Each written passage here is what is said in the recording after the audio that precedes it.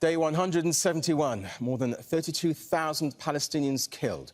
And now, for the first time, the UN Security Council has spoken. It's passed a resolution demanding an immediate ceasefire, but only for the Muslim holy month of Ramadan, and we're halfway through it.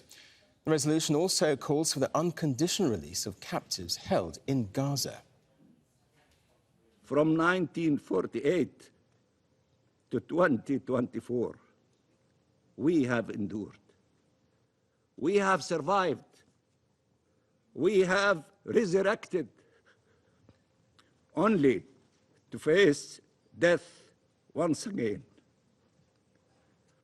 Life must prevail in Gaza. Must prevail in Gaza. Freedom must prevail in Palestine. We're getting closer to a deal for an immediate ceasefire with the release of all hostages, but we're not there yet. Now let's be clear. A ceasefire could have come about months ago if Hamas had been willing to release hostages. Months ago. All members of the Council, all members should have voted against this shameful resolution. To this Council, Israeli blood is cheap. This is a travesty, and I'm disgusted. Well, here's what the resolution says. An immediate ceasefire for the month of Ramadan, leading to a lasting, sustainable ceasefire. It also demands the unconditional release of all hostages and ensuring humanitarian access to address their medical and other humanitarian needs.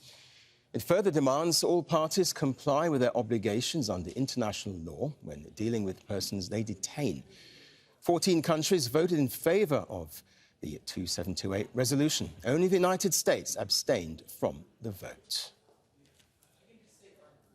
Joining us here in the studio is Marwan Bishara, Al Jazeera's senior political analyst. Marwan, put simply, a clear and binding resolution at the UN Security Council, but Israel has a history of not complying with resolutions, doesn't it?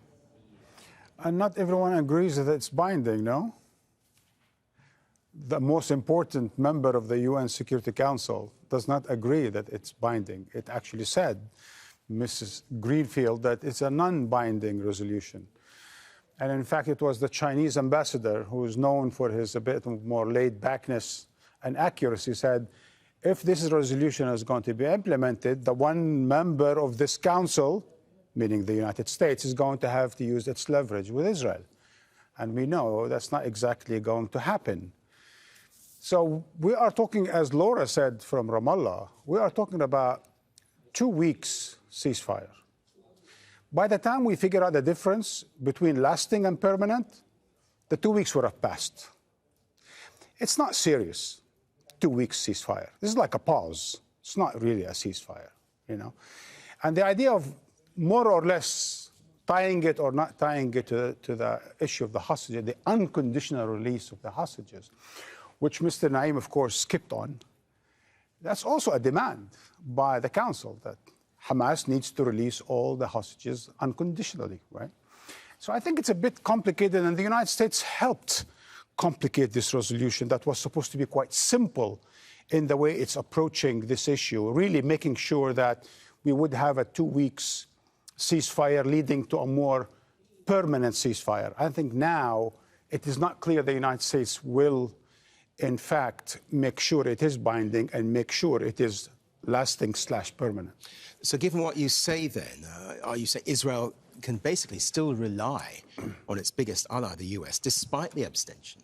Oh, absolutely, absolutely. There is differences of opinion, there's no doubt. And there is a disagreement, there's no doubt. Let me summarize to you in 2 words what the disagreement with. It's very important disagreement. I mean, don't get me wrong, but it's not about to undo the strategic, important relationship, special relationship between the United States and Israel. The Biden administration thinks this is the beginning of the end of this war. So even if it's going to be some Rafah invasion, it's going to be handled with soft gloves somewhere down the road. But it is the beginning of the end. Netanyahu and his government think this is the end of the beginning. That they destroyed much of the Hamas forces, but there's so much more to destroy. They haven't taken control over the security in Gaza. They haven't finished with Hezbollah. They haven't finished with Iran and its proxies. And the United States is not getting on board with making sure that this will be the catalyst for stabilizing the region, militarily speaking. So for the Netanyahu government, this is just the end of the beginning. For Biden and his administration, this is the beginning of the end. So despite everything we've seen today, the situation on the ground remains completely dire, doesn't it? Let me tell you what I saw. I mean, I get the optimism, right? And I'm on board with the optimism. I'm looking, you know, with a flashlight for any optimism anywhere. But I think the clapping at the UN Security Council, for me, it showed just how incompetent the UN security has been the past 5 months. They clapped out of desperation because they couldn't get a damn resolution while more than 30,000 people were killed, where some 20,000 children and women were killed. They couldn't get a resolution. So when they clapped, because they finally could they escape their incompetence of the past 5 months, and the United States could finally escape its obstructionism of the past 5 months in shielding Israel from anything that resembles just a ceasefire, for God's sake. So that never happened.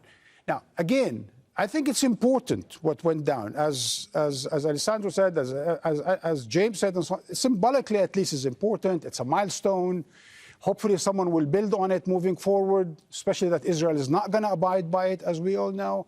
And I think it will have some repercussions on the U.S.-Israel relationship, for sure. And with that relationship, will there be any repercussions for Benjamin Netanyahu going forward?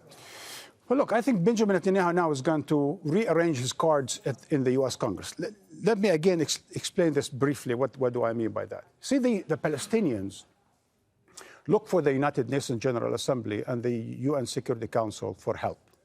The Palestinians even get aid from the United Nations, get support from the United Nations, and they get sort of a moral and practical support from the United Nations. Israel gets its support from the U.S. Congress, from that parliament, not the world parliament, from the American parliament. Israel doesn't care for international law. The Palestinians do. Israel cares for U.S. law and what Congress legislates. And Congress on Saturday legislated a total protection of the Netanyahu government and a total impunitive measures against the Palestinian Authority, believe it or not, including against UNRWA, against the Palestinian Authority, against the Palestinian broadcasting system, against everything that resembles Palestinians, passed in the Congress resolution, the 1,012 pages on Friday, right? On Friday or Saturday. So Israel cares about that. So Netanyahu is going to be doing everything possible, at least with the Republicans in the U.S. Congress, in order to, first of all, you know, maybe hit Biden on the knuckle a little bit, right? And make sure that Israel's privileges in the U.S. Congress remain safeguarded moving forward. And I think Gallant, the Israeli defense minister, is there to get the weapons, to get the Israeli superiority in the Middle East back on track, to get the Israeli deterrence back on track, and so on and so forth. That's going to require American support. And it comes first and foremost from the U.S. Congress. He would have rather to have also Biden on board.